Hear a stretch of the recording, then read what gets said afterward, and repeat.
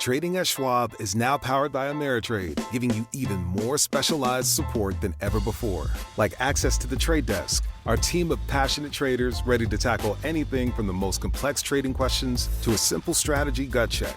Need assistance? No problem.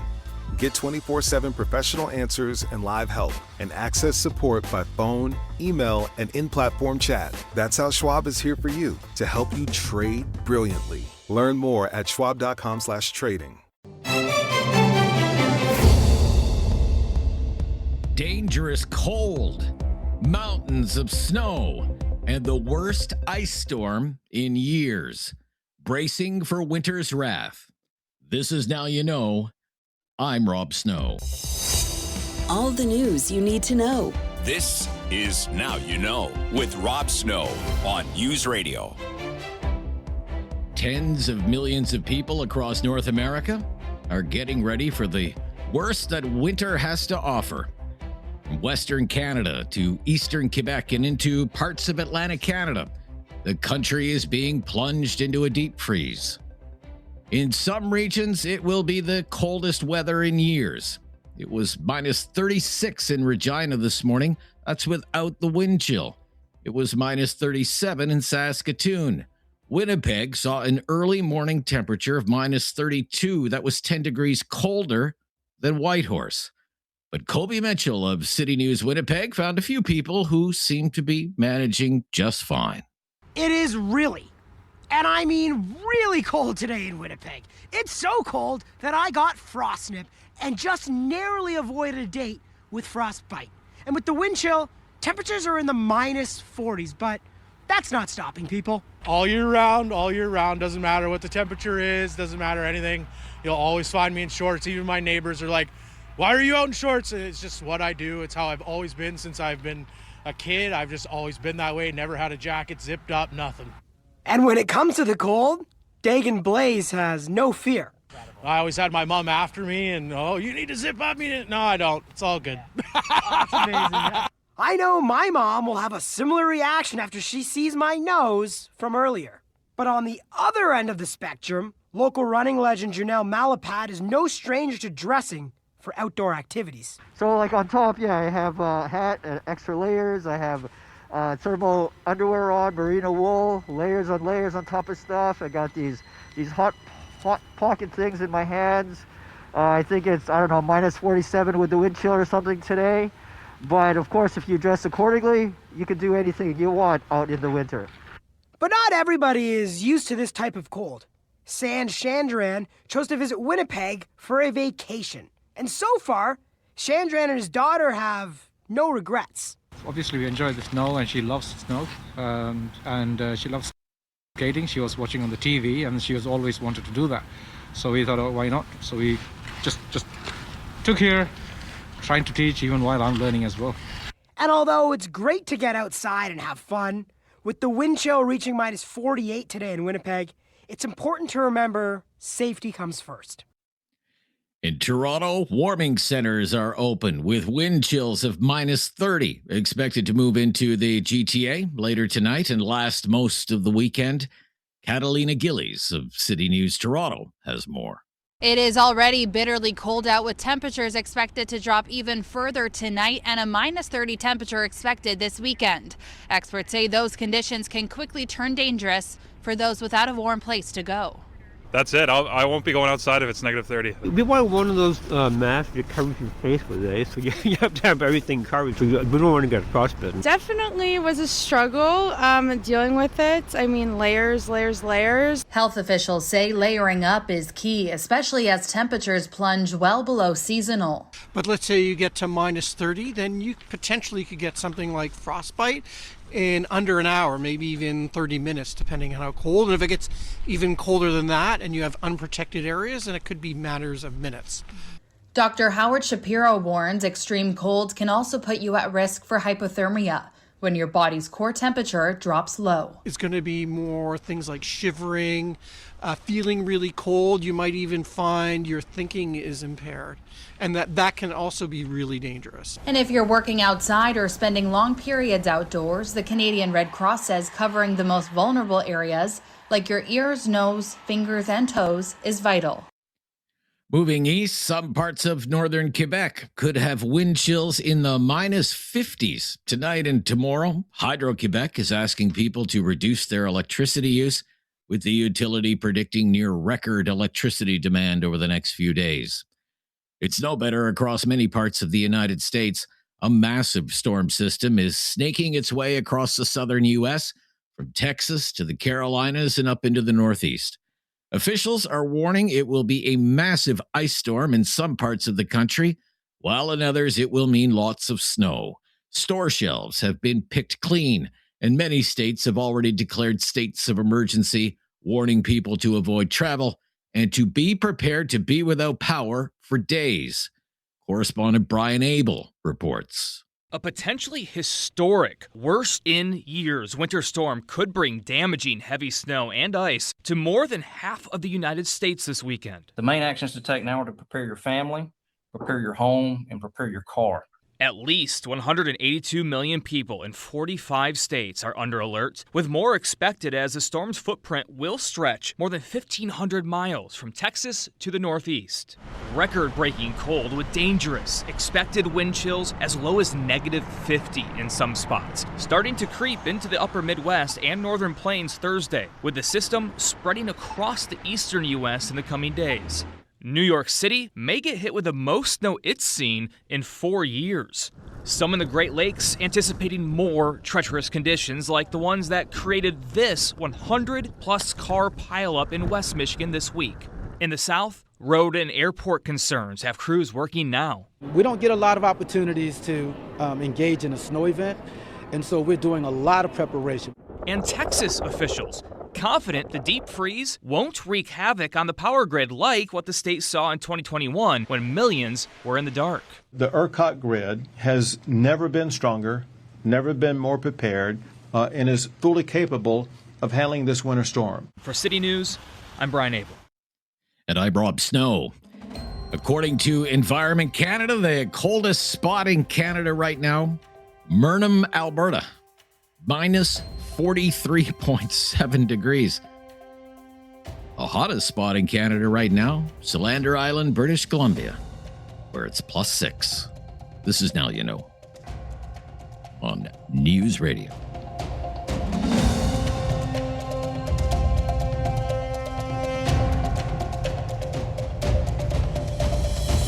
You have questions. Now You Know with Rob Snow has the answers on News Radio. He's our expert in communications, crisis communications, political communications, branding, and leadership. Barry McLoughlin is the president of TLC, Transformational Leadership Consultants, with offices in Ottawa and Washington, D.C. Barry teaches at the University of Ottawa's Professional Development Institute and at Cape Breton University's Shannon School of Business. Read his Substack, listen to his podcast, and listen to him right here every Friday with us. How are you?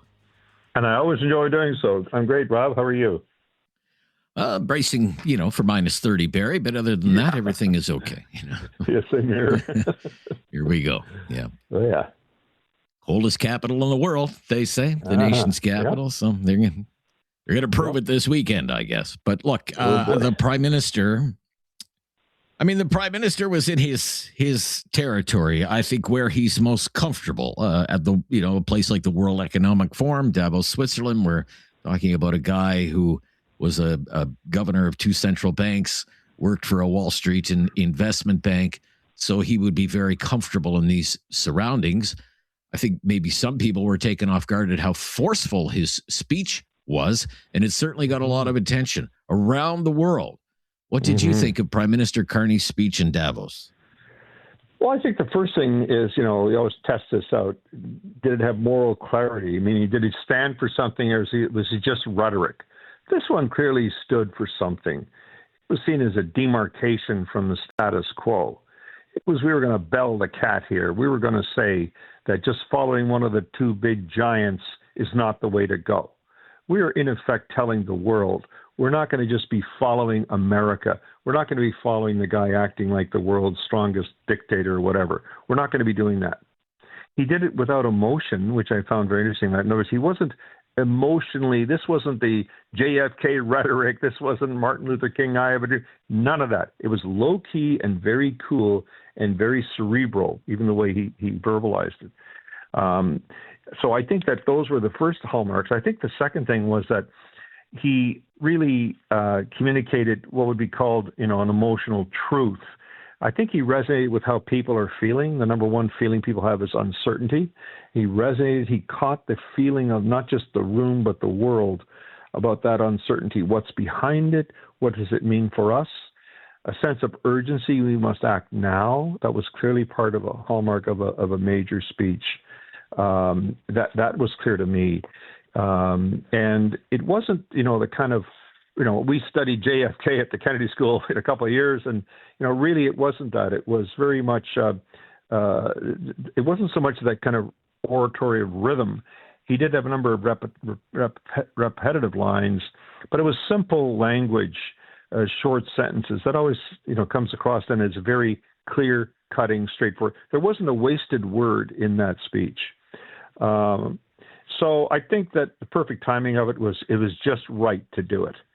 And, I think the real test, though, is, did people talk about it afterwards? Oh, yeah, they're still talking about it. Did it shift how they saw the issue? I think I watched a lot of American commentators. It really seemed to crystallize for them what the issue was. And did it move behavior, not just emotion? Well, that's unknown. We don't know. Will this just be known as, hey, what a great speech, but nothing happens? Does it galvanize action? That's to be seen still. So we're not there quite with the I Have a Dream Martin Luther King kind of historical speech, but it certainly was, seen as one of the great speeches of recent times. So then he, yesterday in Quebec City, made a plea for national unity. Any thoughts on that? Of course, it's never going to live up to the big global one at Davos. It was trying to aim it down a level. What does this mean for us Canadians? And then it gets a little bit sort of not quite as impactful by definition. Immediately, after that, Pierre Poilievre took his time to respond. The first two lines were somewhat gracious, and then it went into a very, very lengthy attack on almost every aspect of it. So it didn't actually do what immediately proved that it didn't really do. And you see that in social media. Half the people, or certainly a high percentage, are not going to buy into any of that. And the hypocrite word comes out very quickly. So it doesn't really work necessarily, although I think it was the right thing to do, to pay off on it, to follow up on it. And the real test of Mark Carney will be action. Did he do, through this budget and the next budget, is he doing what he said he would do? They always say that's the 8 words to get governments reelected. We did what we said we would do. That's a big question mark right now. Yeah, I'm wondering, speeches are one thing, but do they really have an impact on domestic politics? The House of Commons is set to return on Monday. A lot of the same old issues are still with us. Well, they always say anxiety. There's anxiety about the economy, Barry. The inflation report was out. It was not a great inflation report. The latest unemployment report is 2 weeks old. It wasn't great either. There are issues that are rough for any government. Absolutely. It can't just be this, kind of eloquent, high-level values that unite us stuff. People want action. And this is the ground upon which it'll be proven or unproven. Did this remotely work? Justin Trudeau was very good at the values-based kind of vision, but people wanted the kind of action of a tangible nature to them and their families. That's what they're looking for. All right, when we come back. Elon Musk versus the CEO of Ryanair. Very interesting story. We'll talk about it when we return. This is News Radio.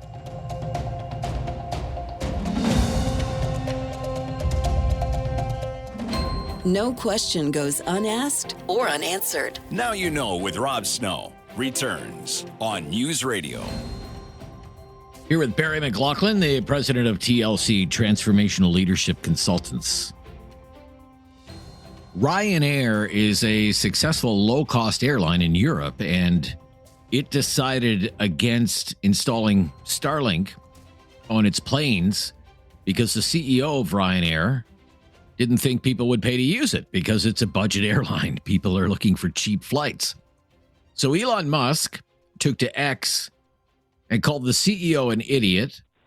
He mused about just buying the airline and replacing the CEO with someone actually named Ryan. Well, the CEO, a fellow named O'Leary, decided to fight back online. And he had a big idiots sale only available for Elon Musk and any other idiots on X.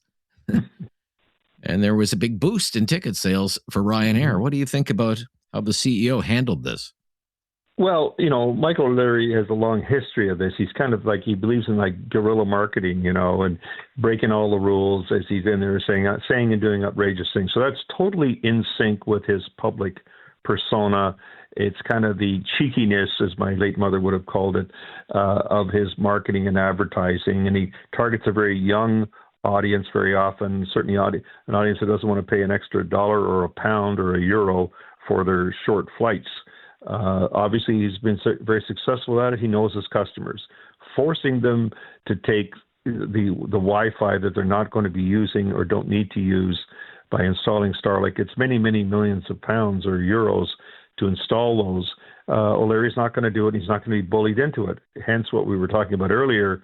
There's a reaction against the close pal or former advisor, whatever you want to call him, Elon Musk, who single-handedly, trashed his company, the Twitter company, who single-handedly has just, really damaged Tesla's brand.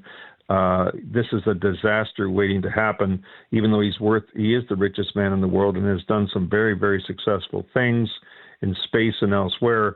Nevertheless, when he shows that side of himself, he does come across like the Trump-like of the corporate world. So the crowd will be in favor of O'Leary's response. We wouldn't, I don't think, do that in Canada. That's not really how we would want to handle it, any corporation that we would know here, or any airline. But over there, it probably works for a relatively short time. You have to kind of not keep that going, okay? It has a short-term beneficial impact to take on the world's richest man who's obnoxious and everything else. Good, but don't keep it going. And that would be my advice to him. Okay. I should say there is a report today in one of the papers that the Canada Pension Plan Investment Board is putting some money into XAI. How does that look? How does that look for the CPP? I think you have to be careful. I mean, this is a new world that, these kind of investments, there's a transparency, as there should be, to these investments. A lot of them have some political edges attached to them that can come back and cut you and hurt you. So I think you have to be careful of that, especially given our really refreshing positioning vis-a-vis Trump and vis-a-vis the bullies of the world. So I think they have to be very, very careful about things like that. I'm not saying it's going to be wrong. In the end, investors want to make money for their investments, but I think people want to feel that there's values based behind public investment of money into the marketplace. So they do have to be very careful. All right. I'm wishing you and Laura and Teddy very short walks this weekend. Thank you. It'll be short. Thank you very much. Okay. Thank you. We'll talk to you next week. But hopefully it's a lot warmer. Bye-bye. Barry McLoughlin is with Transformational Leadership Consultants. TLC, Transformational Leadership Consultants. The president there, Tom Korski, is the managing editor at Blacklock's Reporter, Minding Ottawa's Business. And he has some great material that we're going to talk about right after the latest breaking news on News Radio. Critical thinking is not dead. Now you know with Rob Snow. Returns on News Radio. He's been minding Ottawa's business. Tom Korski back with us today, the managing editor at Blacklock's Reporter. Welcome back. Good to hear from you. Thank you, Rob. Well, let's just jump right into things. We have new information courtesy of Blacklock's on bonuses for managers in the federal public service. What's the average bonus for managers in the federal public service, Tom? $18,000. They had a pretty good year. $18,000. This is the latest information for 2024.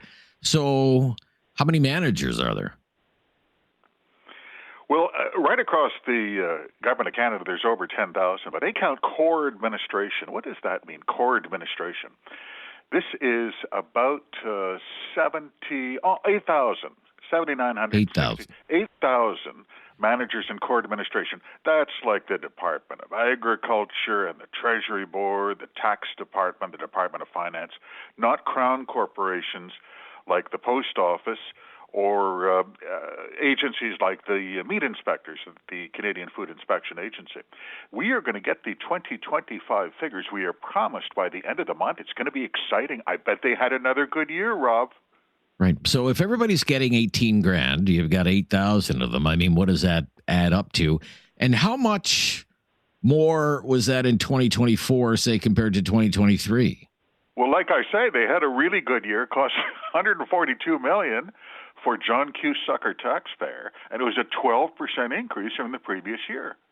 Not 12%. Only did just about everybody, not bad. 97%, but they got a 12% increase in their bonus because what does the Treasury Board say in their memo?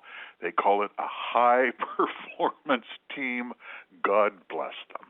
Yeah, high-performance leadership team delivering results for Canadians. Performance pay is a key component of executive compensation and is common among Canadian private and public sector organizations. Now, as you say, 97% of managers do get a bonus. So it makes me wonder, I mean, how difficult is it to achieve the managerial goals in the public service? In fact, senators were asking that, like, how does it work? Is there no connection between, the results and the compensation paid to these managers? And what did the Comptroller General say? Well, the Comptroller General said, oh, sure, they have to meet their targets. But what she didn't say is they set their own targets. Shareholders don't set the targets. Rob, we laugh and ridicule these people because otherwise you'd want to burn the building to the ground. This is classic. I don't know if this is widely known. In internal memos, did you know that government managers describe taxpayers as clients? They actually expropriate the language of business. It's like children running a lemonade stand. And then they expropriate the best part of the private sector, the bonus part. And I've tried to explain this to the odd manager I've run across face to face so you guys understand that when you see bonuses in the private sector, the main bonus is you get to keep your job because people are fired all the time for not meeting their quarterly targets. You guys get that, right? And that's when it gets awkward.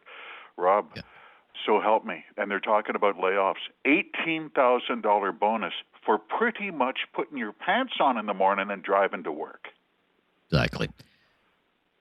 Nevertheless, the government is looking at reducing the size of the Federal Public Service, largest employer in Canada, payroll of 360,000 people or so.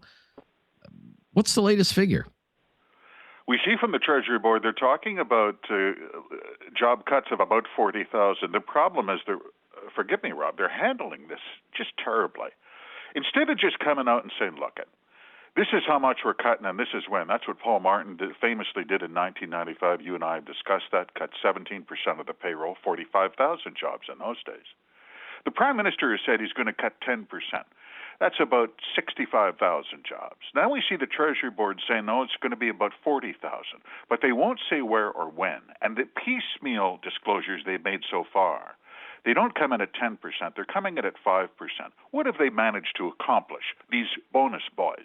What they've done is aggravate as many public employees as possible, confuse the taxpayers, created a bunch of angst, and have no measurable savings to show for it.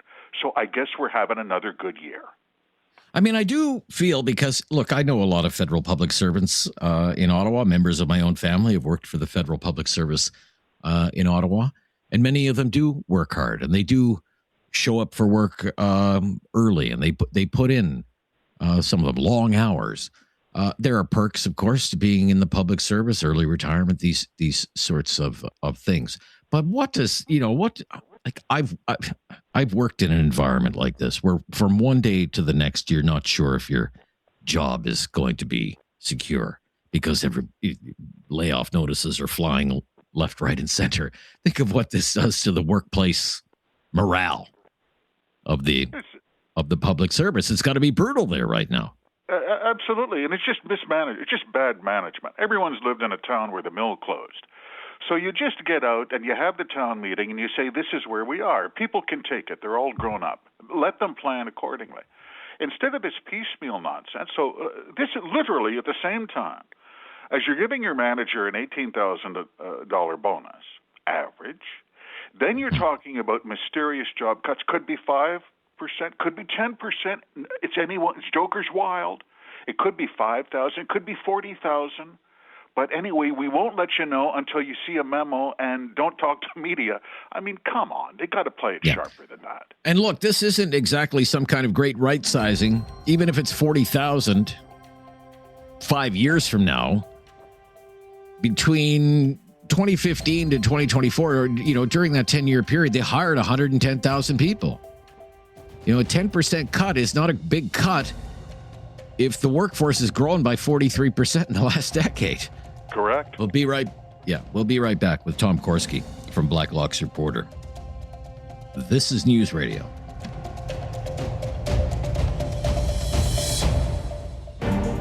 Now you know with Rob Snow continues on News Radio.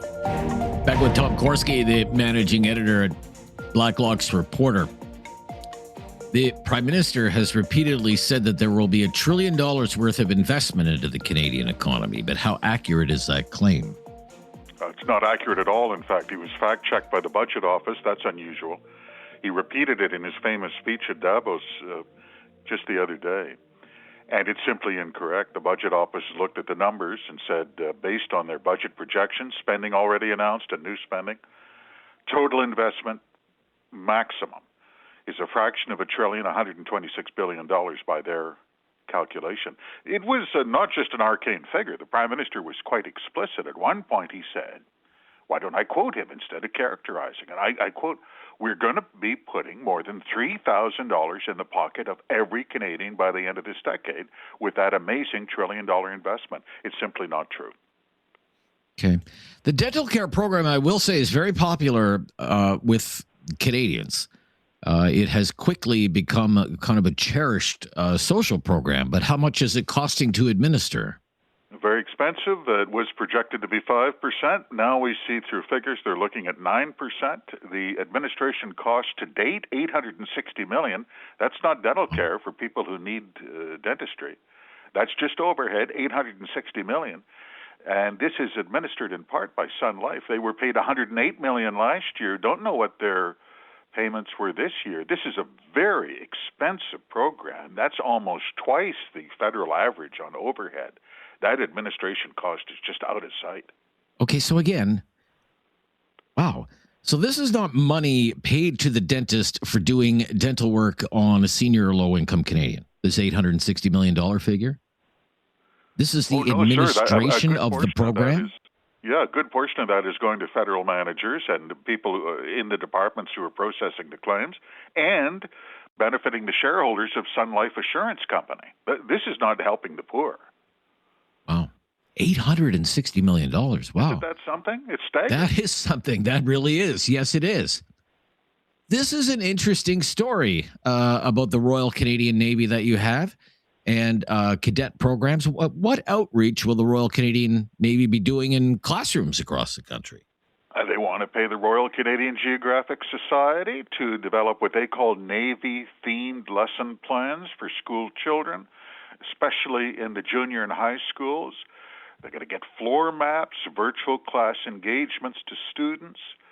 They want to encourage, what do they call it, an inquiry-based interactive learning program that connects the Navy with classrooms across Canada. Problem, Rob, the Sea Cadets, like the Army Cadets, one of the oldest federal youth programs, over 100 years old, membership in very, very serious trouble.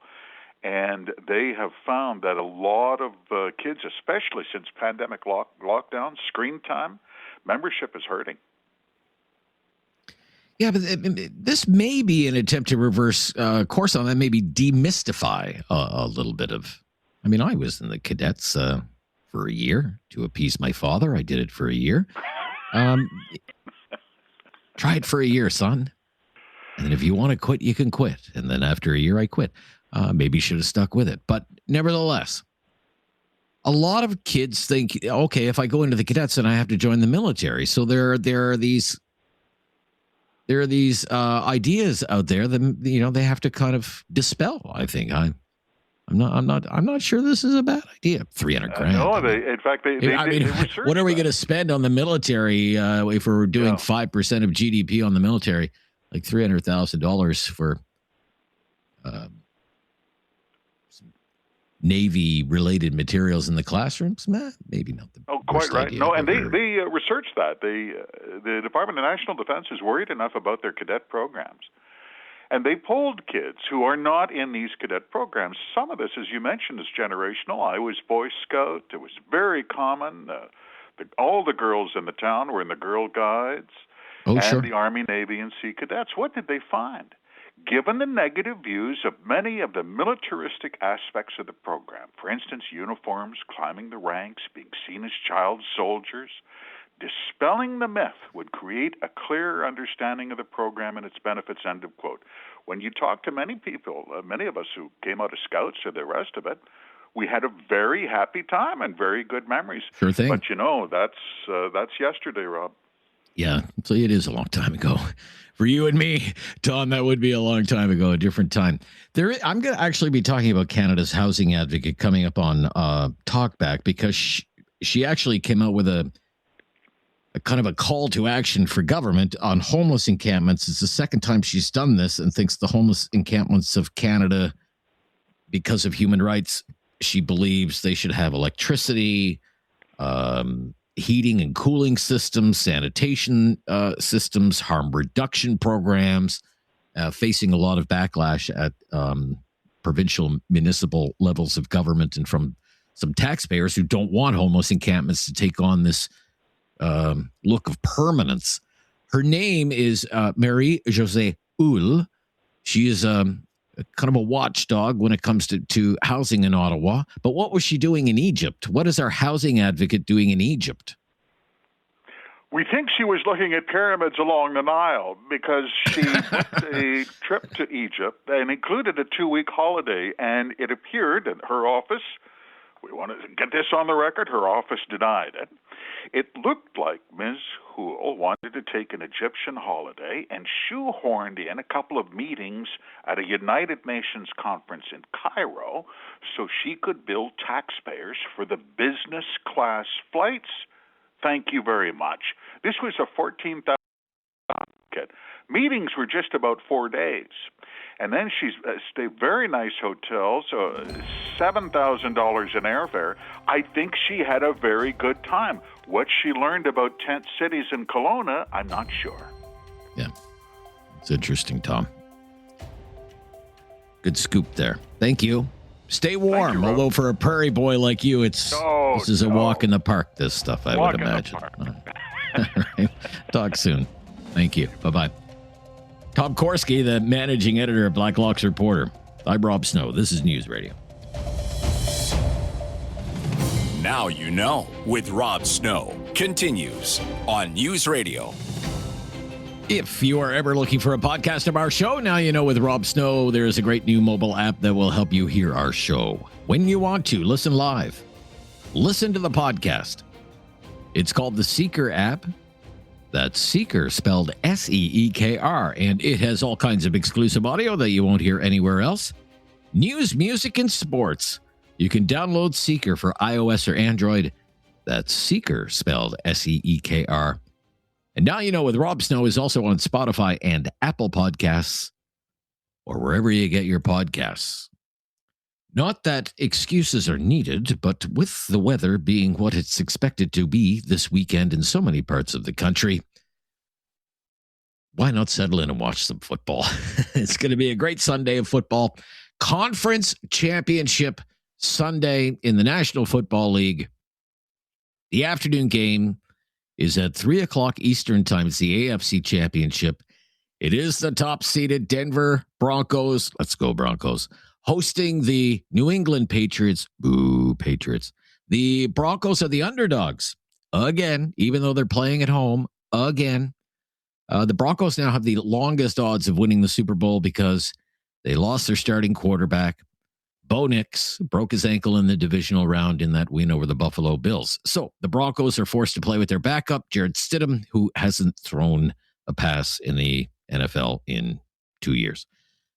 Then it's the evening game, 6:30 Eastern time, NFC Championship, top-seeded Seattle Seahawks, who look great, destroyed the 49ers in the divisional round. They're hosting the LA Rams, and as things stand right now, the Seahawks are given the best odds to win the Super Bowl. The Rams, the second best odds to win the Super Bowl. Of course, the winners of both matches move on to the big game. February 8th is Super Bowl Sunday, Levi's Stadium in Santa Clara, California. The last time the Super Bowl was held in Santa Clara, California was 10 years ago. The winner, the Denver Broncos. Elsewhere in the world of sports, Canadian tennis star Victoria Mboko on a run at the Australian Open. The 19-year-old from Toronto defeated the 14th seed, Clara Tauson of Denmark, 7-6, 5-7, 6-3, advances to the round of 16. In tough, though, facing the top-seeded Aryna Sabalenka from Belarus. And for curling fans, one of the signature events of the season underway, the Scotties Tournament of Hearts. It's being held at the Paramount Fine Foods Center, which is not a grocery store. It is an arena in Mississauga. There are 18 rinks competing in the Scotties, but Rachel Homan's rink is not among them because the Homan rink, the two-time defending champions, are getting ready for the Olympics. And instead, it's the Einerson rink from Gimli, Manitoba, representing Team Canada at the Scotties this year. The Scotties final is February 1st. That is 1 week from Sunday, and the winning rink will represent Canada at the World Women's Curling Championship, and that is in Calgary in mid-March. Talkback. Friday free-for-all Talkback. Love to hear from you this week. There's a lot to talk about. Busy week in news. You can take the lead, pick a topic. We will roll with it. 1-833-668-2577. Talkback right after the news, right here on News Radio. It's time to talk back. On Now You Know with Rob Snow. Call now. And have your say. 1-833-668-2577. Welcome to Talkback. It's 2 hours of debate and discussion on the big issues of the day. Today is a Friday free-for-all. You know how it works. And if you don't, I'll tell you how it works. We don't come up with the topics on Fridays. We always have a few ready to go. But we always prefer that you take the lead. We want to know what's on your mind. Well, so what's on your mind? What do you want to talk about today? If you want to talk about something that's been in the news, it's always news. We had our fill of news this week, that's for sure. If you want to talk about something that you think should be in the news, you feel free to raise it here, whatever it happens to be. On Fridays, be serious, not so serious. We have a phone line for you. All of the phone lines are open right now. 1-833-668-2577. 1-833-668-2577. And as always, we will make an appeal to first-time callers. If you have never called Talkback before, make today the day. Just mention your first-time caller, and we'll make your call a priority. Again, 1-833-668-2577. Every single phone line is available right now. As soon as somebody calls, I'll put them on the air. Cold enough for you. Cold enough for you. Curtis is leaving Alberta and coming to Ontario, and he's flying into the cold, and he's not too happy about it, even though it's like minus 17 or 18 in Calgary already. He's flying into even colder weather. But I'd love to talk about the weather today. I'd love to just, pick your brain about the weather. I love hearing stories about winter weather. I mean, to me, in case you haven't noticed, nationwide, I think the weather's the big story. And I can't help but shake my head. There was a news story earlier in the week. Environment Canada says 2026 is going to be the hottest year on record. We're 3 weeks into the year, and Environment Canada already predicts this year is going to be the hottest year on record. Are they counting today? At Environment Canada? Are they counting this weekend at all? Because I've been thinking, if it's going to be the hottest year on record, you can start any time now. Man, sakes alive, it's cold. And it's only going to get colder. I mentioned this several times, like a 90-minute drive north of Ottawa. If you picture the Peace Tower, there's a highway there, like 90 minutes from the Peace Tower. It's going down to minus 29 tonight without the wind. And then tomorrow night, it's going down to minus 32 without the wind. Cold, man, cold. Like so cold. My dog, he doesn't even want to go outside. That's how cold it is. I'm a bit of a weather junkie. I'm always following the weather. I'm always watching weather reports, always getting ready for the weather, you know? Here's what I want to know when it comes to cold weather in the winter, in your experience. Okay, I want to know your lived experience. Especially people who have lived in different parts of the country. What part of the country really does have Canada's coldest weather? Is it Winnipeg? I mean, the last time I looked, which was like an hour ago, minus 32 in Winnipeg. Minus 32 without the wind. Like, I've never lived through a winter in Winnipeg. What am I missing? My wife lived in Alberta for many years. She is convinced that minus 25 here where we are in West Quebec is like way colder than, say, minus 25 in southern Alberta. See, she said she can handle minus 25 in southern Alberta. Minus 25 here where we are, not so much. Just feels colder.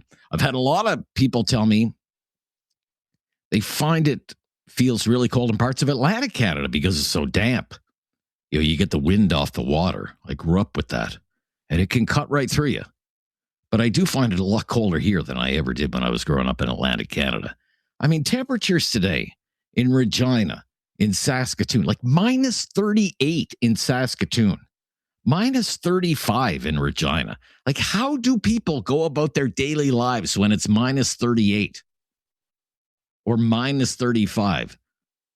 You know, it's a dry cold. A dry cold? It's still minus 38. The weather. If you have lived in different parts of Canada, lived through all kinds of different winter weather, what part of Canada really does have the coldest weather? 1-833-668-2577. Let's go to Calgary right now. Mark's in Calgary on the Friday free-for-all today. Hi, Mark. Hi, Rob. You're token liberal here. Token liberal. Yeah, we're a balmy minus 17 here. Minus 17, yeah. Great. Yeah, it's not too bad. Great. The sun's out. Yeah. We'll take it. So you'll take it. Okay. I want to clean up I want to clean up a bit of this rhetoric with Trump's speech that he had the other day, which I don't think he's going to get a Nobel Prize out of it by any means. But anyways, he stated that China is sending all these windmills to all over the world, and China doesn't have any of them. I've been to both China and also Germany. Okay. Now, on our trip through Germany, we were going through a plateau with the mountain ranges on one side of us. 1 kilometer, every kilometer on the mountain range, strategically put to catch the wind, are these windmills. 1 kilometer. For hundreds of kilometers, they have these windmills. So I don't know what he's talking about. Second thing, he said that they're killing birds, these windmills. Well, they do kill birds. You know, that's well documented. Well, they do kill birds. Well, bird strikes are quite common with industrial-sized wind turbines. It's not like that's fiction or anything. Well, it is in a way, Rob, because basically I've been to Germany. I don't know what the windmill sizes are in China because it's such a distance. But basically, these are humongous, gigantic towers. I'm saying maybe scale-wise, 2/3 the size of the Calgary Tower, with blades 50 meters long. Yeah. Now, birds aren't going to fly into a tower. They've turned down the velocity of these windmills. Part of the problem is that they say visually they're ugly. I find them beautiful myself, but that's my opinion. You find them beautiful? Well, you know, beauty is in the eye of the beholder. I mean, I've covered the windmill story a lot because they were very controversial in Ontario under the previous Liberal government's Green Energy Act. They were all over the place, weren't rolled out very well. the government was paying exorbitant rates to these giant wind energy companies, pitted neighbor against neighbor, even family against family. Bird strikes are well documented, sir, and also detrimental health effects. There are all kinds of people who have documented trouble sleeping, feeling vibrations, all of this stuff. Plus, whether it's solar power or wind power, these are intermittent. They're not baseline sources of power. They do need to be backed up, and typically the backup is a natural gas-fired power plant. I mean, they're great as long as the sun is shining. They're great as long as the wind is blowing. But there are problems. There are some problems that have yet to be fully resolved when it comes to renewable energy. I think it's well documented. Thank you for your call, though. Mark in Calgary, and we're underway. Friday free-for-all Talkback here on News Radio. Have something on your mind you want everyone to know? Call now. Hello. 1-833-668-2577. It's Talkback on Now You Know with Rob Snow. Friday free-for-all Talkback, wide open today, open line, open topic. Rick in Dartmouth. Hi, Rick. You're on the air. What do you want to talk about, Rick? Well, I'm just calling from balmy Dartmouth. It's 0 degrees. Yeah. and I don't know whether it's too cold or it's too hot. But seriously, well, we're gonna see. This is coming your way, though. I mean, you are going to be. You're getting it tomorrow. It'll be like minus 14 tomorrow, so that'll be a big change. Minus 14, yeah. But look, the idea of the temperature being mitigated or increased its veracity with the humidity is, I would say, a real thing. It doesn't seem to be able to be measured, but organic living beings seem to be able to measure it. I just remember in 1972 I was in Edmonton in the summer, and as you know, being a coastal person yourself back in the day, it was 85 degrees Fahrenheit, which is about, 24, 25, maybe 26, 27 Celsius in Edmonton. And I was out there, playing on some sports and national championships. And, 3 or 4 of us were walking down the street, and I was in long pants and a little light bomber jacket, and I was perfectly comfortable. Whereas here we would be, just, falling over with the heat. So anyway, that's one thing. But the other thing, since it is the open hour, I'd like to refer to this quote by Marshall McLuhan, and it's not the medium is the message, but it sort of has a tie-in to it, and it goes like this, quote, unquote, politics will eventually be replaced by imagery. The politician will be only too happy to abdicate in favor of his image, because the image will be much more powerful than he could ever be. And again, of course, it's written in the the masculine. But that's one of the best predictions that I've ever read from a scholar like him. He seemed to have a real idea.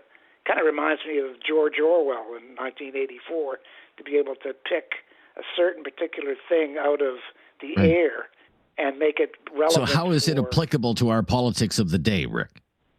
Well, it's applicable because of social media. And the average person just, looking at in social media sees one or two things. One is a picture of something with somebody's opinion on it that is an actual news item, okay? And and the second is a meme, which is a picture with a funny or ironic tag on it, okay? So, but now, this is what I'm getting at, but now we are faced with the evil or the greatness, or whatever you want to look at it, of AI. And I don't know if you saw the ads on YouTube of Mark Carney pushing this, $350 you pay it and you make $1,000 a day, and also Kevin O'Leary. These were on YouTube for 6 months, and they're AI. And it was never Mark Carney saying those things, and he was claiming in the ad that it was supported by the government of Canada, and it was just complete horse crap. Wow. So anyway, no, I wasn't familiar with those. They were. I mean, I'm a YouTuber, so I pay attention to YouTube because I'm on it myself. Anyway, Good catch. So that's the most amazing thing that ties in with the quote that I read. Okay, thank you, Rick, for your call. Got to stop here. Friday, free for all Talkback. Lots of lines available. Whatever's on your mind. Think of all the news that we covered this week. From Davos and Mr. Carney's speech. Mr. Carney again gave a speech yesterday about national unity. Greenland, all over the news. And some people still think Trump is going to invade Greenland, despite this framework for a future deal. Pierre Poilievre, in about 10 days from now, will face the conservative faithful in Calgary. We can talk about that. Whatever you want to talk about. There's even election speculation out there today that Mark Carney, with all of these grand speeches, might be itching for an election. We could talk about all of this or whatever else happens to be on your mind. It's the Friday Free for All Talkback. This is News Radio.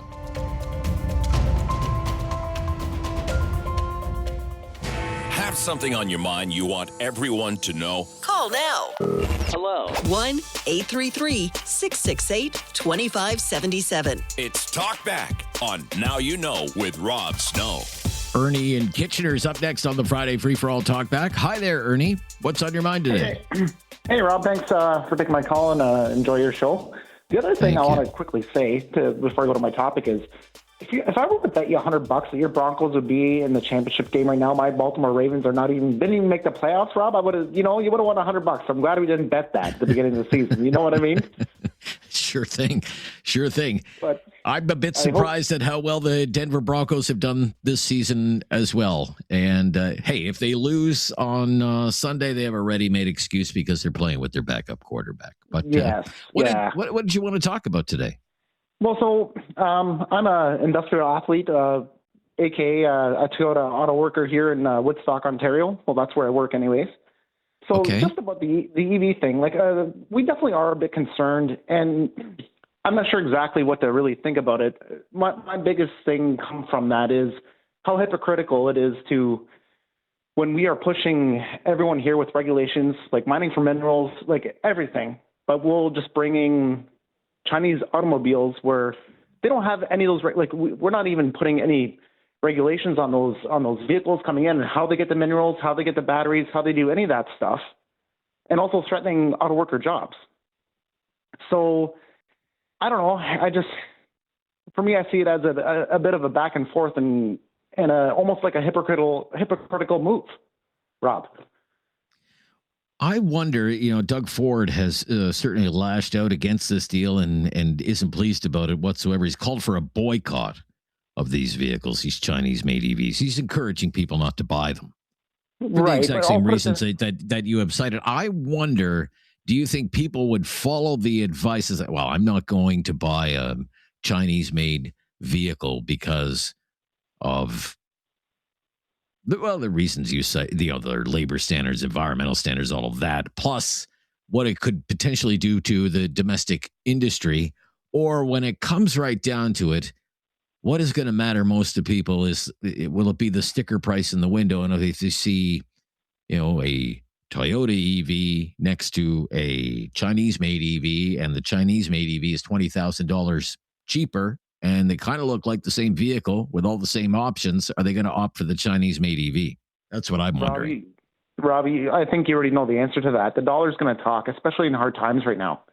So I firmly, I wouldn't necessarily go ahead, but you know what? Honestly, I would consider it. Even as an auto worker, I know one car isn't going to make a difference, but I guarantee you, in our parking lot, with how many people we employ, if that becomes an issue and those cars become if they have the same thing, but the cost is way cheaper, you're going to see those cars in the parking lot at the Toyota building. You will see them there. And you just, like, your argument, like, I get what you're saying, but it's almost a green light to somebody that, why would I spend way more for this? And I think other than the canola getting dropped and tariffs for that's a part of the win. But other than that, I think it's a lose situation for Canada and for the auto industry, which Toyota itself is 48% of the Canadian auto industry. So, and what about the other plants? And the Stellantis deal that we just blew up. You know what I mean? So, Just my thoughts on that issue. But I wanted to say happy Friday. Yeah. Rob. Well, thank you, Ernie. Great to hear your voice again. All the best to you and those auto workers. I'm Rob Snow. This is News Radio. Have something on your mind you want everyone to know? Call now. Hello. 1-833-668-2577. It's Talkback on Now You Know with Rob Snow. Friday, free for all. Talkback. So you take the lead. Pick a topic. We'll roll with it. Try our best to follow along. That's what we do on Fridays. Let's go to Sam. Is up next. Sam's in Breton, Alberta. Hello, Sam. Hi, Rob. Hey, Sam. What's on your mind today? I was just wondering if Canada Post was going to stay in business or not. Well, it'll stay in business. It'll be a different looking business, I think, Sam. Yes, I've been doing a bit of a study on Canada Post, and I've met some people who work there in various provinces, and they told me, for example, that Canada Post bought Purolator Courier with the Canada Post employees' pension fund. Yeah, I'm not familiar with that. I mean, I know what the big changes are going. I know what the big changes are going to be. I mean, these have been things that the corporation Canada Post has demanded for a long time. It wants to reduce its real estate footprint. It feels as though it doesn't really need a lot of these small rural post offices anymore. A lot of those are going to close. Home delivery of the mail is going away. Like, that is just not going to exist anymore. People are going to go to community mailboxes, and the mail's not going to be delivered every day. It will probably only be delivered a few days a week. That's what the corporation wants, and that's what the government is going to let them do. In the corner. Well, what I'm wondering is, okay, so if that's a true story that they bought Purolator, and then Purolator apparently has farmed out the deliveries that are being made for Canada Post to a third company that's owned by, well, they appear to be foreigners. I've actually seen them delivering to our local mailboxes and mail offices here in Alberta. And I forget the company name on the side of the truck, but I did write it down. I just lost the paper. They apparently have done this. And then, of course, since they bought the money, or if they did, in fact, buy the Purolator company with pension fund money that would have been basically cash, wouldn't show up on the books of Canada. It wouldn't show up on the Canadian postal website as money the government paid out. So that would be kind of like covered up. And then by buying these companies, if they did in fact do this, with the pension fund's own money, those companies are competing with the post office. And then the Postie in BC told me, well, they just got a new route and it was enlarged and this is part of the new contract. And they turned around and said, well, it's Christmas and I've got 300 parcels per day rotating and busy, but they said, I've only got 14 deliveries today. So they're not delivering any parcels to post office workers, but it's being delivered by somebody. And it was the middle of Christmas. So I started questioning other people, and I think the government's covering up a scam they're pulling where they are making the post office lose more money, because if they're paying those employees to deliver those 300 parcels, but someone else is doing it, that's going to create a huge loss, because I guess the income from delivering them is going to Purolator or to these secondary company that's working for Purolator for less money. It sounds like I'm not sure. I mean, you've thrown a lot of things out there. You don't. It sounds like a lot of it is hearsay, secondhand accounts, and I think we'd have to maybe fact check a lot of your work, and I don't have time to do that right now. The issues at Canada Post are well known. The collapse in letter mail. It is having a heck of a time trying to compete with all the so-called gig parcel delivery services that are out there, because it simply can't compete based on the salary and the benefits of the crews that work for Canada Post delivering parcels. It's being undercut. That side of the business is falling to pieces, and the only real thing that it has going for it right now is the flyer business. But thank you, though, for your call today, Sam. Let's go to Arlene, is in Calgary today. Hi, Arlene. Hello, Rob. Thanks for taking my call. You're welcome. Today is Frivolous Friday for me, and I'm much like you. I love the weather, and we're across the country. I have lived in 5 provinces, and I've traveled Canada more than once, all by car. And at any rate, I think I'm a pretty good authority. I've spent all seasons in 5 provinces. I had 21 years in Saskatchewan, 8 years in Edmonton. The weather was much the same, pretty well defined 4 seasons, and then have spent most of my life in Calgary. But I had a 4-year interruption. I have been in the oil business, so we went off to the Atlantic, and we were a year in Halifax. I found Halifax in my experience in Ontario. Okay, need you to speak right into the phone. We're kind of losing you there, Arlene. Even though Halifax on the Atlantic, a lot of snow, a lot of humidity, but I didn't find it that cold. Anyway, then we moved to Newfoundland for a year and a half. That was my biggest change of leaving the West to going East, was the environment. Now, the people there were the warmest people I've ever known, and the weather was the coldest I've ever known. We built a cord of wood in the fireplace, and our heating bill, if we kept us long enough, would be broke. Anyway, I traveled all of Newfoundland and Ontario in my jobs. And Newfoundland, the Atlantic side was very, very bitter. Very bitter, the Atlantic winds, and lots cold weather. Never wore my summer clothes in Newfoundland. Anyway, went to Toronto for a couple of years, and Toronto, a lot warmer than you're having this year. I did abandon my car in all 3 provinces in my job, and in Ontario, I traveled all of southern Ontario working for the Okay, yeah, we're losing you. We're losing you, but it sounds like, I've been asking today for people who have lived all across the country, what has Canada's coldest weather? Let's get right down to it.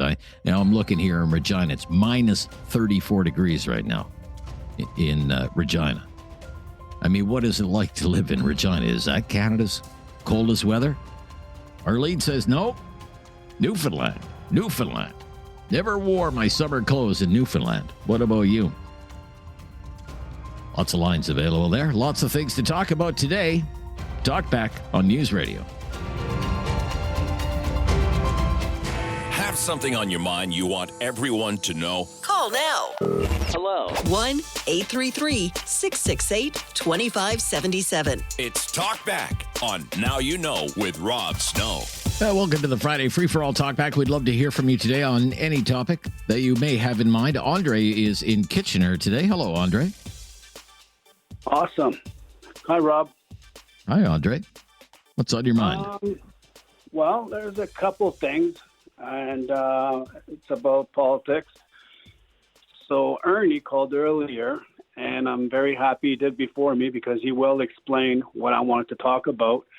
Is Carney, when he came in and with the conservator, and I don't know who, if it was Doug or Carney who mentioned that we are going to work together in Poilievre, that now even if I'm president, we're going to work, Prime Minister, we're going to work together.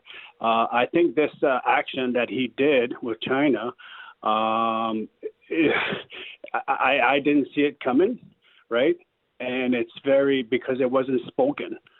So that makes me a little bit, again, not trusting our prime minister because he's not being transparent, right? That's one thing. Well, that was one of the things that frustrated Doug Ford. Premier Ford in Ontario says he didn't get a heads up until an hour or so before the announcement was actually made. He felt he deserved a little more consultation from the prime minister before such an announcement was made. And sounds like you agree. Right. Okay. And my other point is Donald Trump, unfortunately, in the past, when he was dealing with Putin and Ukraine and other countries to trying to get the war out and make it more peaceful, whatever it is, economy, let's just say, he always, at the end, before he got on the plane, he would say, oh, yeah, great people, we get along and this and this and that. But then one day he came back and he's like, oh, my God, the submarines are there from Russia. Chinese is there. You know what I mean?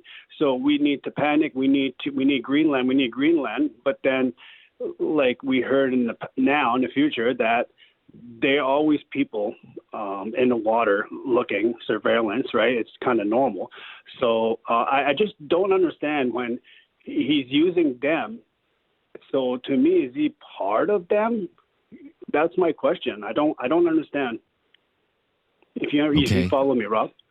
Yeah, I'm trying to follow, but I'm not completely sure that I understand your concerns.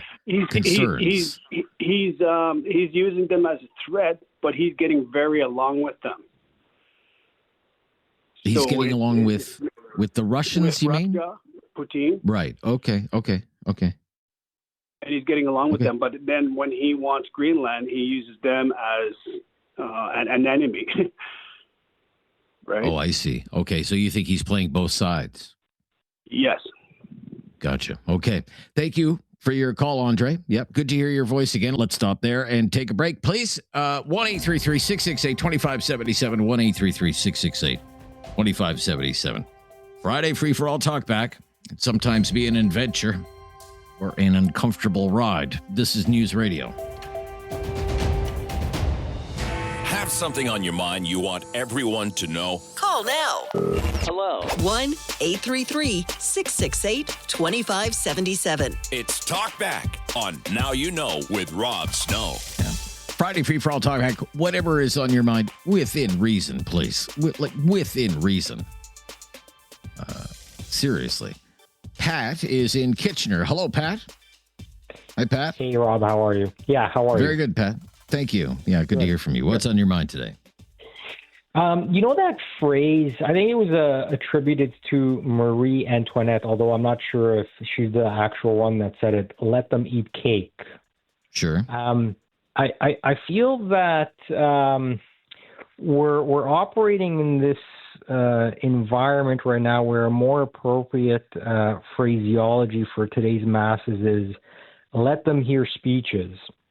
If you recall, when Justin Trudeau was elected, he had so much positive media coverage.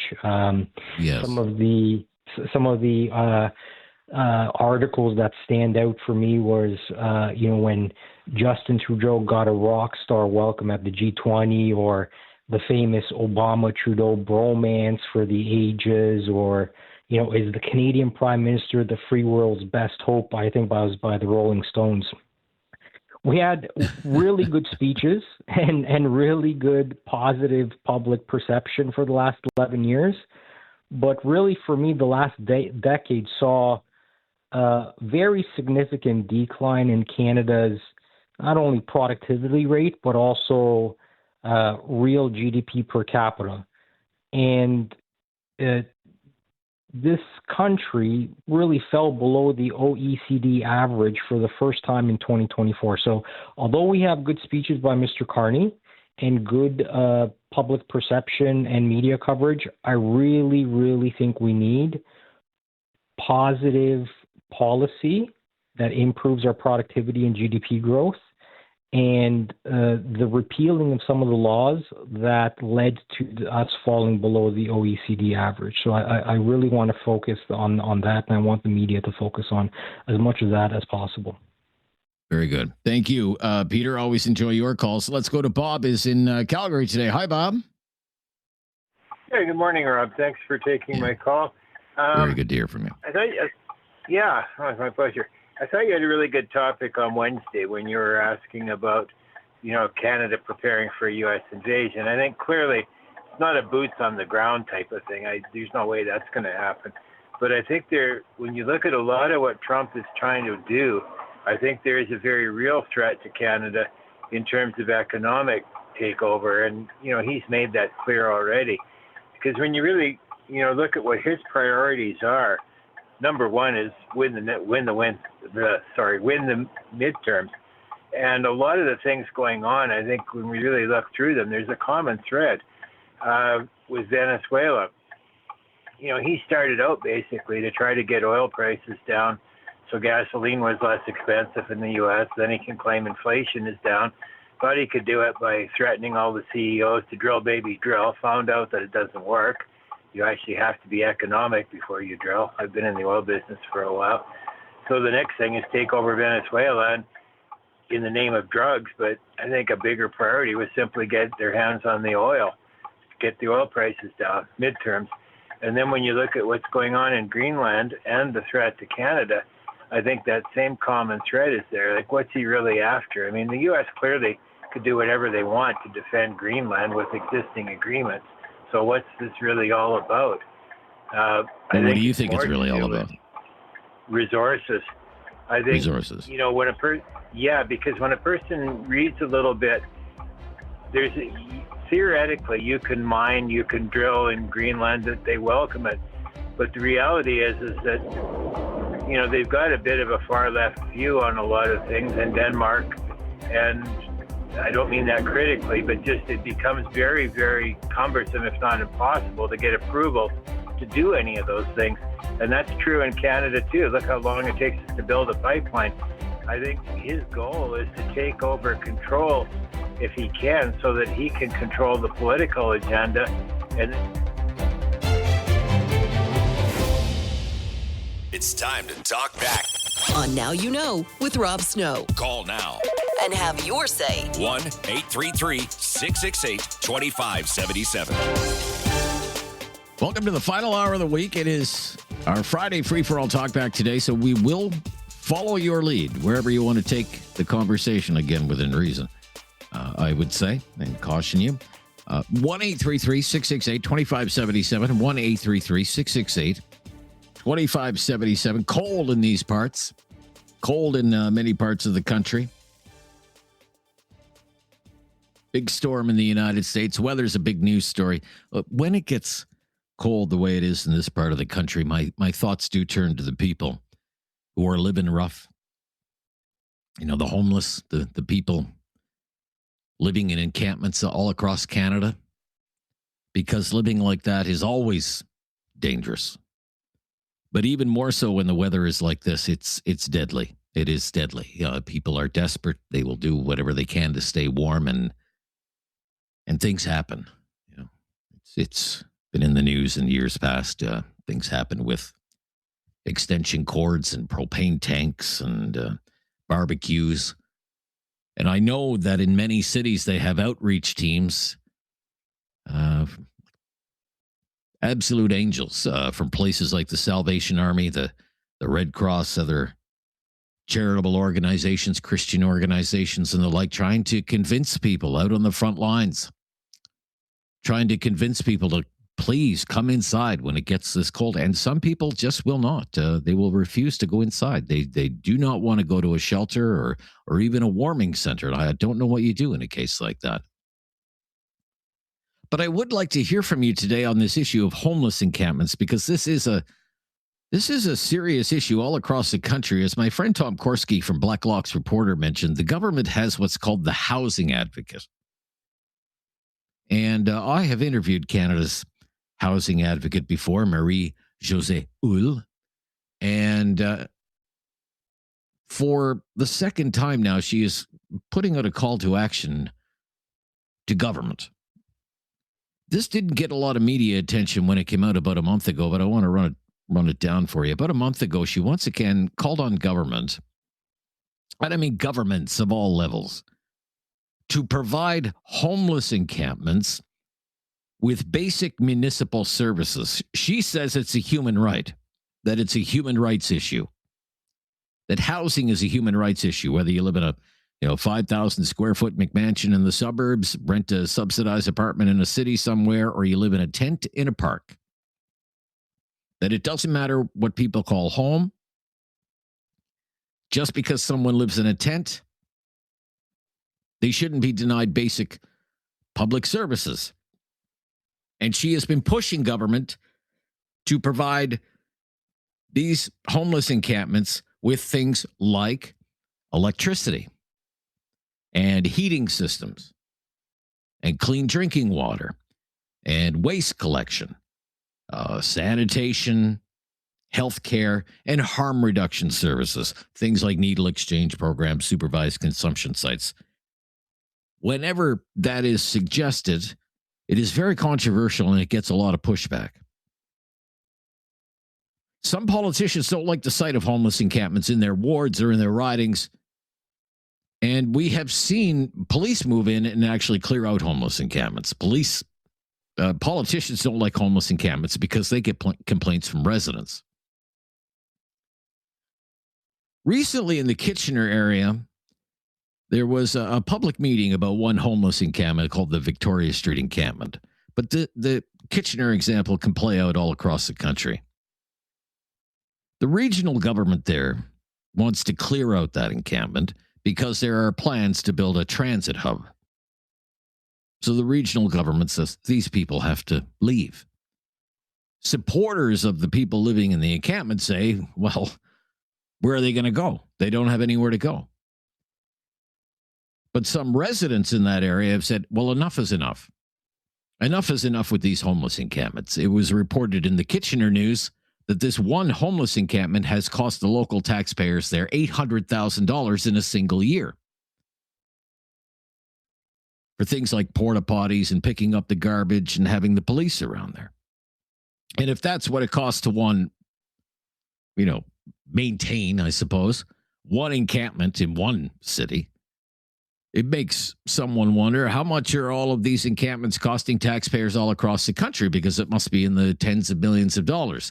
But Canada's housing advocate says those encampments should be provided with those services and even more public services, because it's about human rights. It's about dignity. And just because people live in a tent doesn't mean they should live without dignity.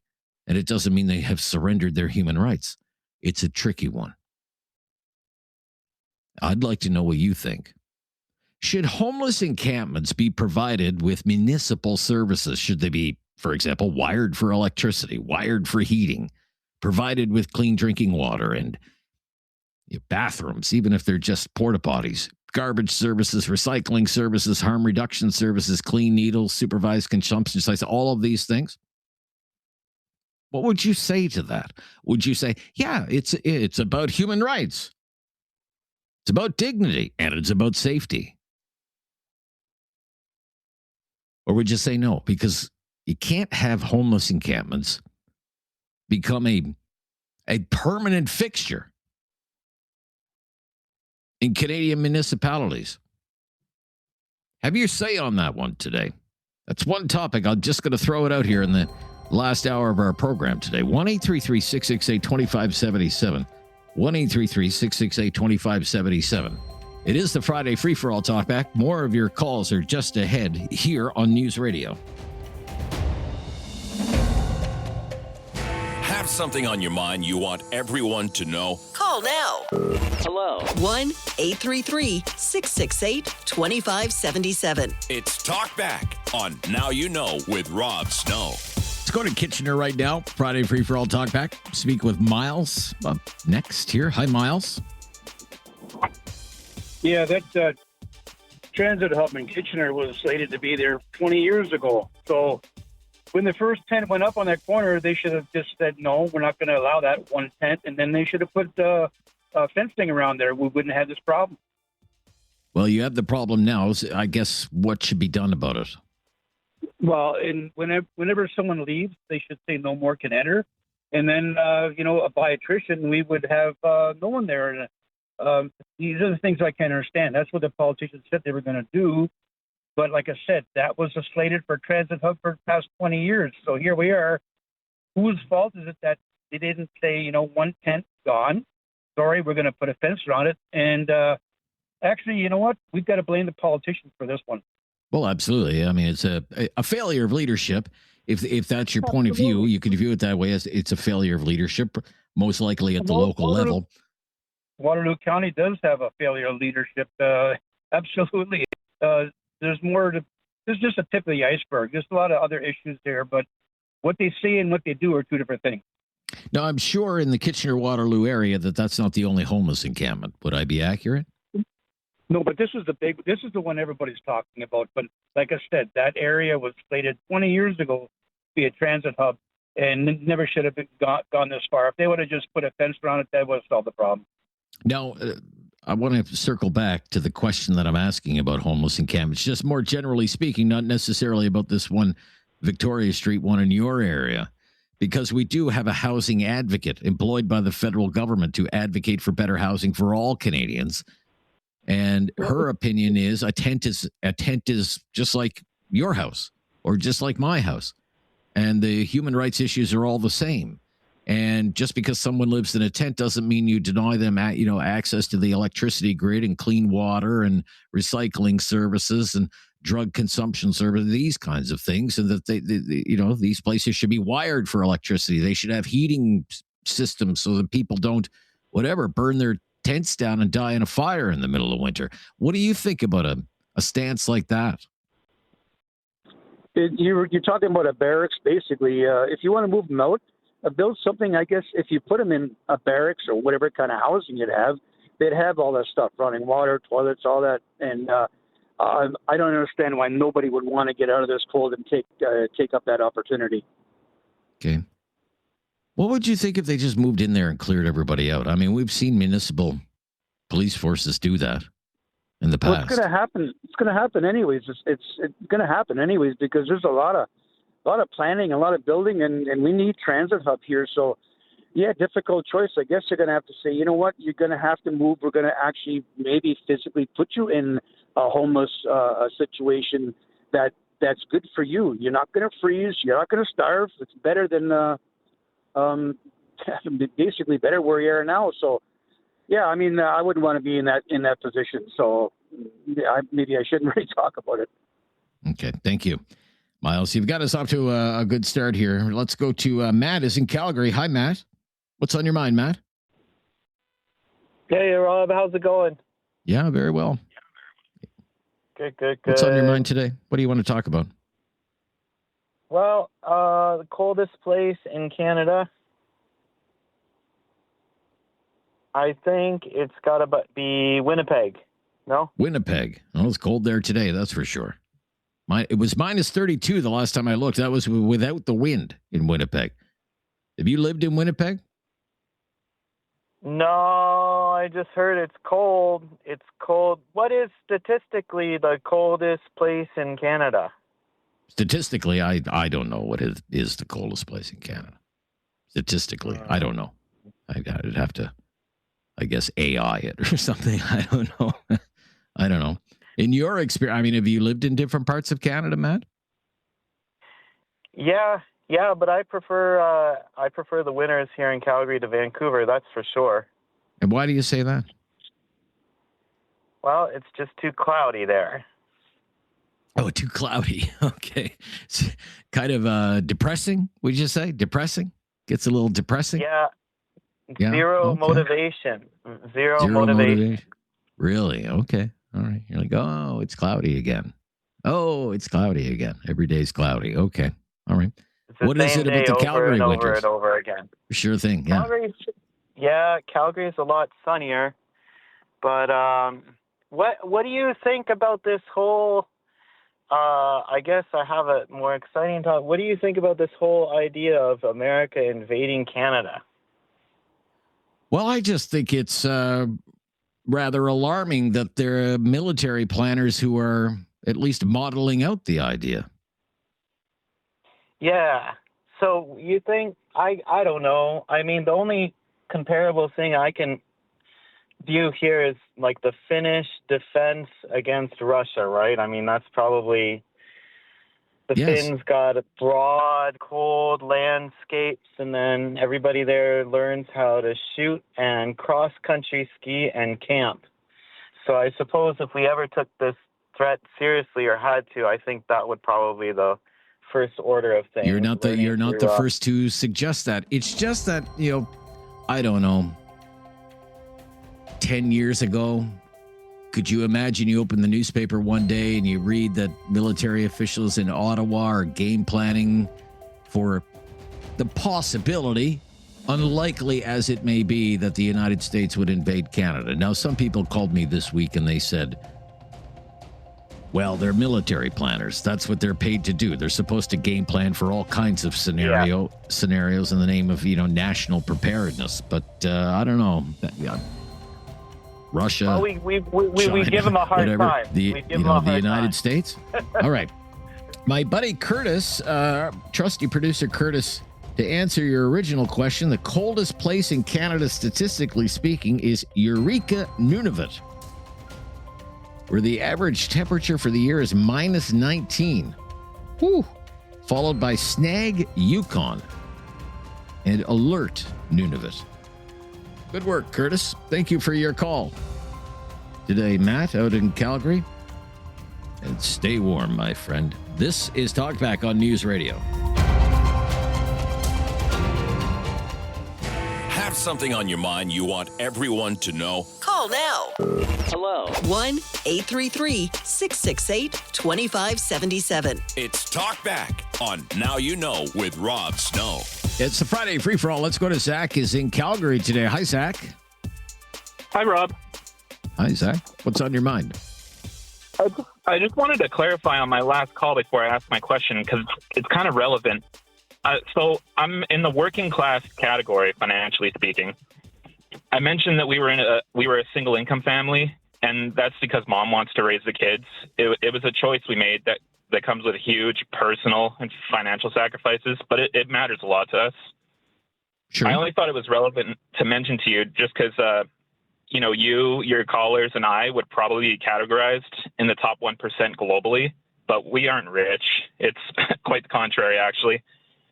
But I wanted to hear your thoughts on what do you think would be the best path to economic prosperity for younger Canadians? What should Canada's economic priority be?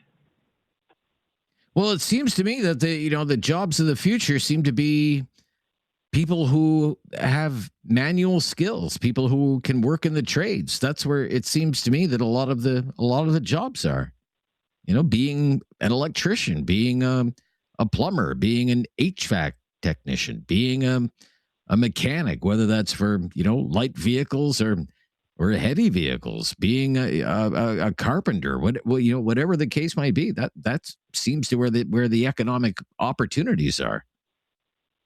Yeah, no, I actually totally agree with that. My next question was kind of in a similar vein.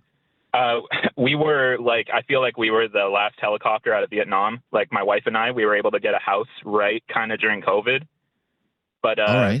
Now, if we were looking at, even though we've been looking at even upgrading our house, and the gap is huge between a townhouse that we purchased and a home for a family.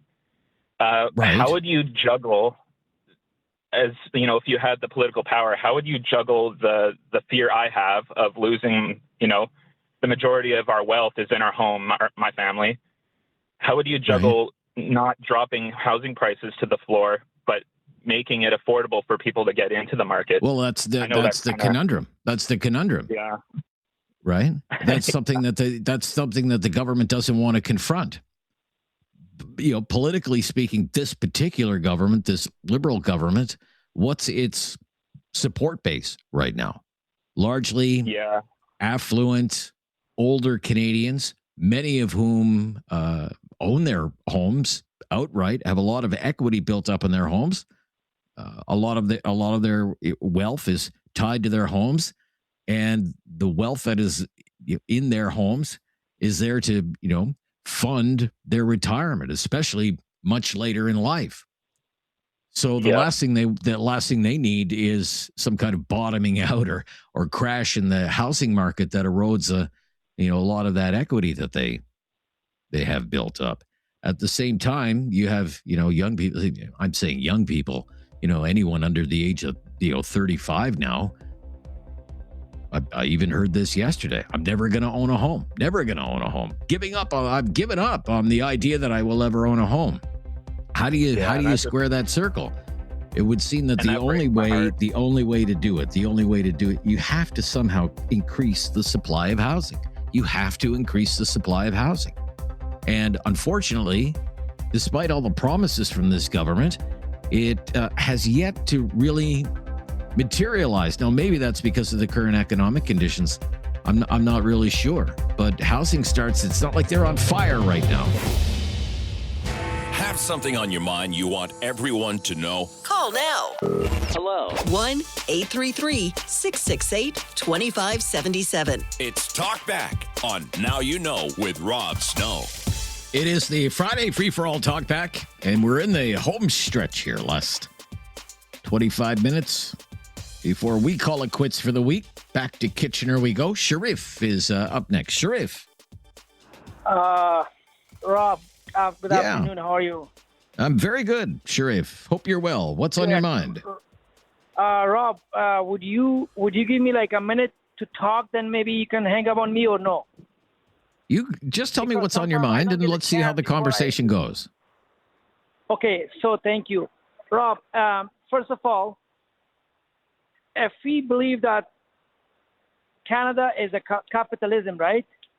So then we should not talk about it, because there's lots of talk, discussion, but no action. In every level, government, every level, there's no action, right? All right.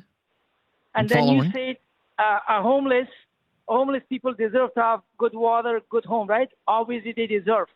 But that's imagine what the advocate is saying. I'm working 60, 70 hours a week, the minimum, and then paying so much tax, whatever I can. I have a roof over my head, my top. I don't have a good drinking water. Have you ever checked Kitchener water, how bad it is? And you talking that if homeless people get better water? As I said, it is mismanagement, and everywhere is mismanagement. The power, the high position in the hand of people, they have no idea what they're doing. They cannot manage, but nobody accepts the truth. What I'm saying is the Canada's Housing Advocate, which is a federal government position. Yes, government can do a lot of things. She is saying municipal governments should be providing homeless encampments with basic public services because it's a matter of human rights and dignity. Whether you live in a place like yours, Sharif, whether you live in a place like mine, whatever, which is no palace at all, you should have access to electricity. You should have access to a heating system, clean drinking water, a place to go to the bathroom, garbage services, but also beyond that, drug treatment, mental health services, all of these other things. I'm just asking if people think that should be done, or whether that gives a homeless encampment a certain permanence that we don't want in our cities. That's what I'm asking. That's right. They should. But what I'm saying, when people work so hard to pay their mortgage and they pay tax as much as they can, they don't give a good service, good water. How you expect for homeless? As I said, is mismanagement. There are people in the high position, they don't know their job, unfortunately, and they have been hanging around for a long time. There's a lot of young, talented people. They should come over. They should move over to change things. You know what I mean? Thank you, Rob. I know what you mean. Thank you. You sound like a very frustrated Kitchener taxpayer, Sharif. I can appreciate that. Let's go to Calgary. Speaking of water woes, let's go to Calgary. Karen's there. Hi, Karen. Hey, Rob. How you doing? Very good, Karen. What's up? I was just thinking about the military talk that we have about the U.S. or the Canada running whatever plans to see if we're going to be invaded. The only thing that they're planning for is Mark Carney's failure in the next election, so he can orange man bad again. That's my first point.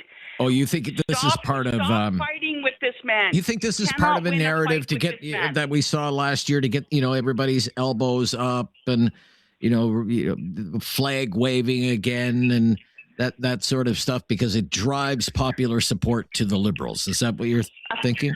100,000%.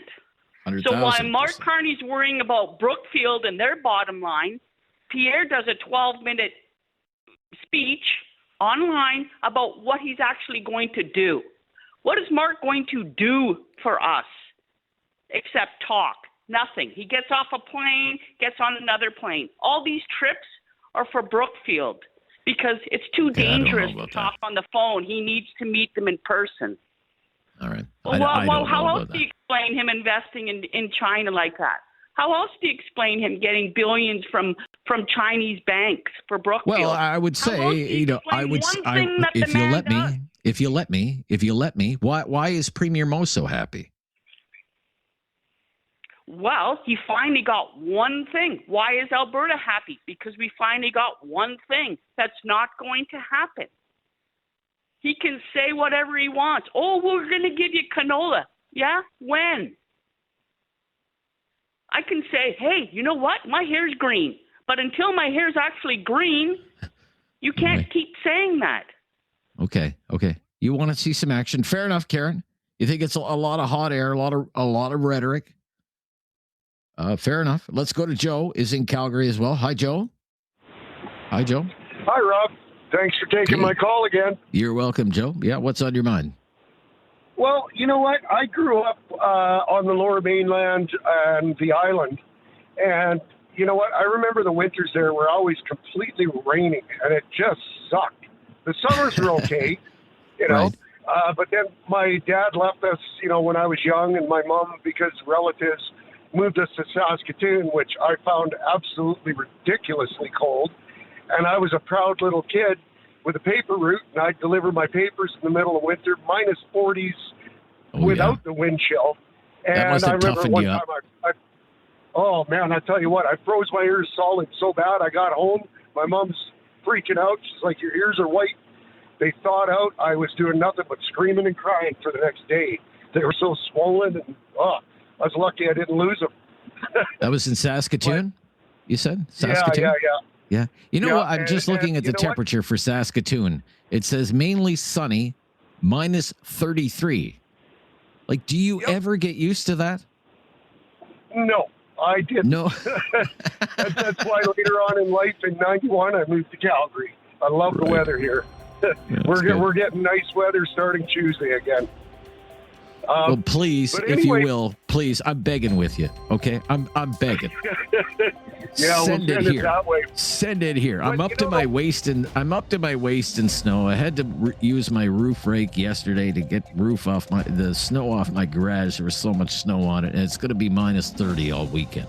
So send it this way. Really quickly, I want to switch gears before we run out of time. All right, you hang on, and I'll bring you back. If you hang on 2 or 3 minutes, I'll bring you right back. This is News Radio.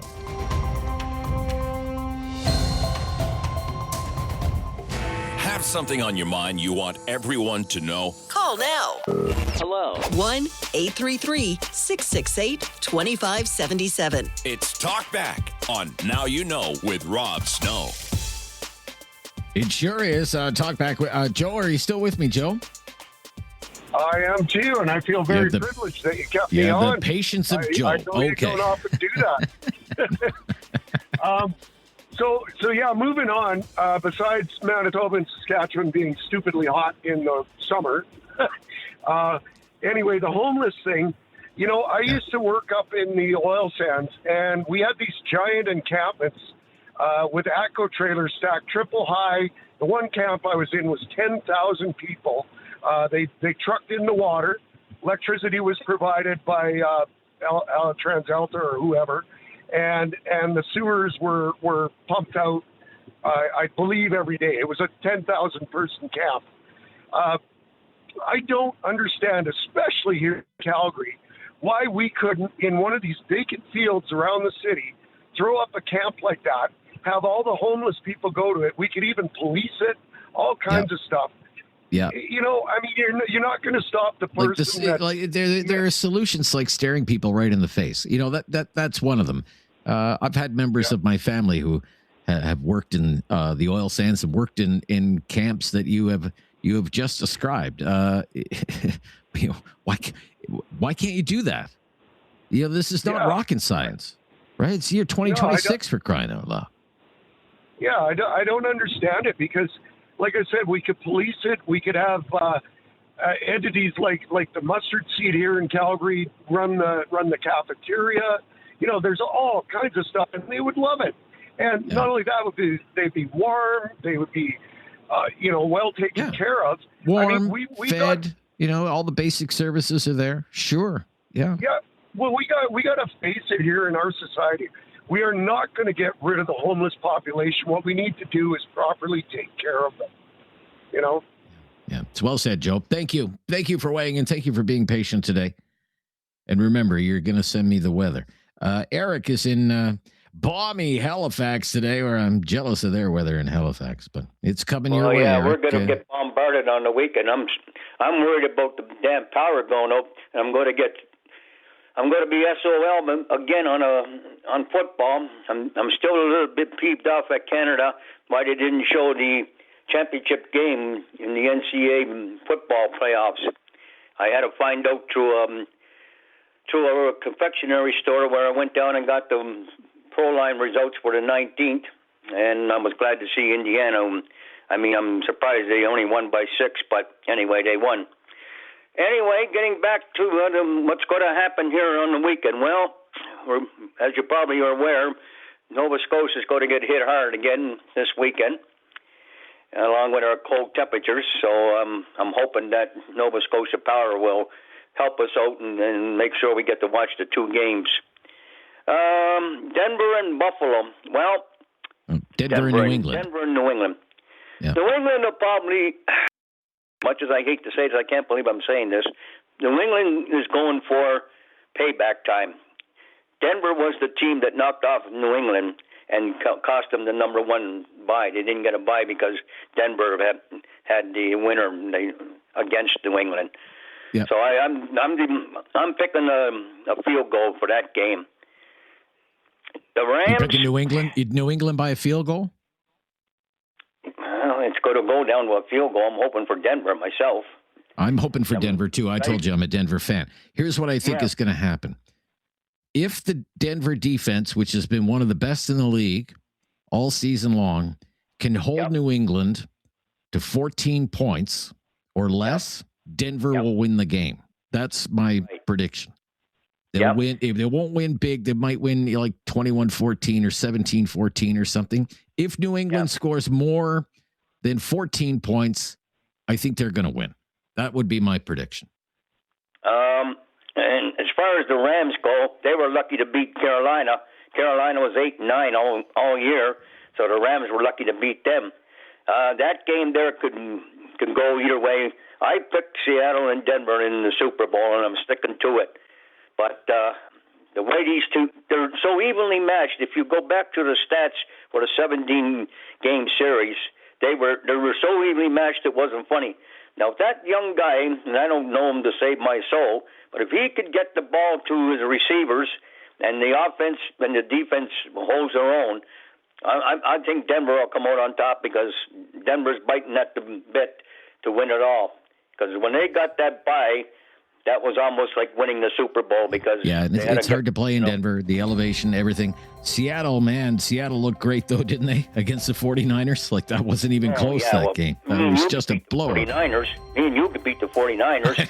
I mean, you and Curtis could have bet the 49ers. Maybe. Well, I don't know. I'd be warming the bench, I think. But look, I hope you're right. I hope it is Denver.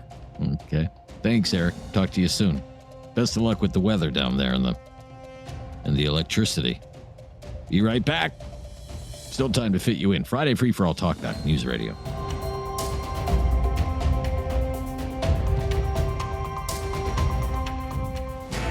something on your mind you want everyone to know? Call now. Hello. 1-833-668-2577. It's Talkback on Now You Know with Rob Snow. Let's go back to Kitchener again today. Jim is there. Hi, Jim. Hello, Rob. How are you? Jim. Very good, Jim. What's on your mind? You're a wonderful asset to my afternoon. And I'm thank you. simply That's asking you, very kind of you. Why are the churches not open in the hearts of Christians to help the homeless people with some heat, some hydro, some food, et cetera, et cetera? Can you help me out and answer why are the churches not open? No, I don't have an answer. I don't have an answer. It's a very good question, though. Well, thank you. Yeah. It's been spinning around in my head, and you've given me the opportunity to get it out of there. I would just love to see some comradeship within the Christian community to open up these spaces, for God's sakes, because the churches really shouldn't be closed 167 hours per week with the situation that we have with the unfortunate folks out there. Now, I will say, I'm not sure what it's like in Kitchener, but I lived in Ottawa for 30 plus years before I moved to the countryside here. I will say in the Ottawa area, sir, if I could, Sure. The three largest homeless shelters in the Ottawa area are all run by Christian aid organizations. The Shepherds of Good Hope, the Salvation Army, and the what's called the Mission, which is for men, the Mission for Men. They are all from the Christian. They all have Christian roots, I will say. Okay, I don't mean to put a big spin on the Christian side of things. My thing is the fact that we have these beautiful buildings that are shut 167 hours a week, that have heat, they have hydro. Sure, they have kitchen facilities. They have rooms to feed people. Everything else. It's a point well taken, sir. Thank you, Jim. Excellent point, sir. I don't have an answer for it. However, Matt is in Calgary. Thank you for calling, Matt. Hi, Rob. Hi, Matt. I would like to echo. Hi. I would like to echo one of the previous callers about the potential of similar camps for homeless people. I had a very different view on how to deal with homeless people, and my view of them prior to my younger sister becoming mentally ill and then ended up on the street. And last Christmas, I flew home to Ontario to see if I could find her. And on Christmas Day, I did find her on the street, and she was cold. She had frostbite on her, and I took her to a homeless shelter, and we had something to eat and coffee, and I left that experience thinking very differently about the concept of these people on the street and how they get there. And everyone has a different story, and everyone has their own opinions on how to deal with them. Mine just simply changed because it became personal. And I was able to get an ambulance there to get her into a hospital for medical care for her frostbite. And then while she was there, they obviously got to deal with getting her back on her meds for her mental illness, and then therefore back on track. And she's currently now living on her own in an apartment, doing much better. But I was thinking, all these people that, whether it's an overdose or whether it's medical frostbite, et cetera, 100 more reasons, we're calling in EMS so many times, as well as police services, and that costs us a lot of money. So the whole idea of putting these people in camps and a warm place to be, I think would save us a lot of money. And even if it balances out, I think it's worth it if we were to do something like that. Maybe there are accesses to, access points or off ramps to, the social services that helped your sister. And I'm glad to hear that she's doing well and is back on her feet. It's a great way to end the week. All the best, everybody, over what promises to be a tough weekend for a lot of people. We'll speak with you again on Monday. Until then, the latest breaking news on News Radio.